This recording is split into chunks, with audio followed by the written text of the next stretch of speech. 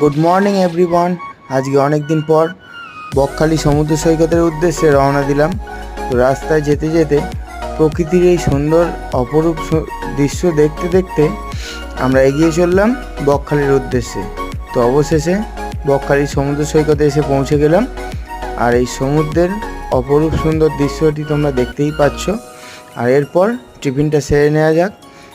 মশলা মুড়ি এবং ডিম সেদ্ধর সাথে আমরা টিফিনটা সেরে ফেললাম। আর এরপর পাবদা মাছ ভাজা খেলাম। আর তারপর চলে এলাম আমাদের দুপুরের লাঞ্চের মেনুতে পমফ্রেট কারি এবং সাদা ভাত, তার সাথে ছিল স্যালাড। আর এরপর চলে এলো দই ইলিশ এবং সাদা ভাত।